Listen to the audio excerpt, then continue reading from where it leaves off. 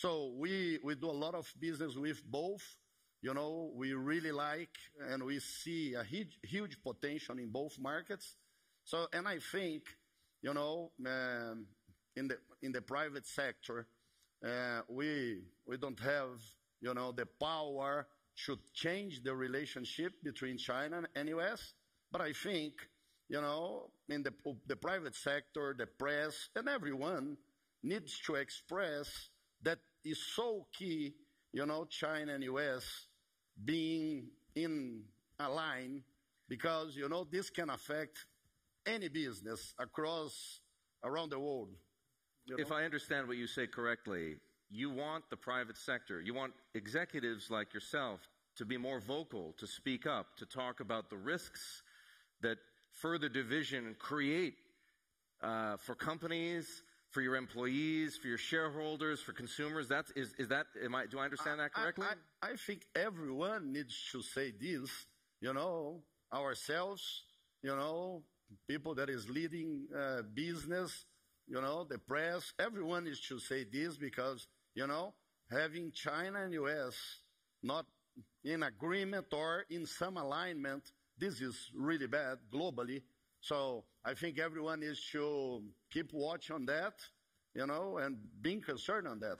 So in today's world where you don't have a singular superpower, i.e. the United States, you have a world in which China and the United States are largely sharing the global stage. This is unprecedented. And when I go to places around the world, now representing the great company Mastercard, which is all about connecting people, I hear folks say, don't make us choose one of the other, i.e. we need to keep our options open. Why?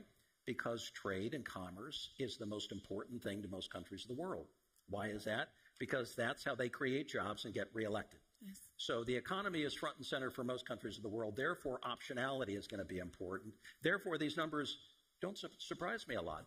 But let me tell you what is a little disconcerting and what all members of the business community should be thinking about. And the point raised earlier about speaking up and using our voice a little bit more, amping up our volume, is absolutely correct. We're looking for clear policy signals, and we're not getting them.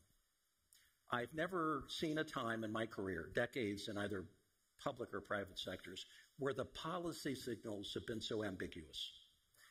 And I've never seen a point in time where politics has been this dysfunctional.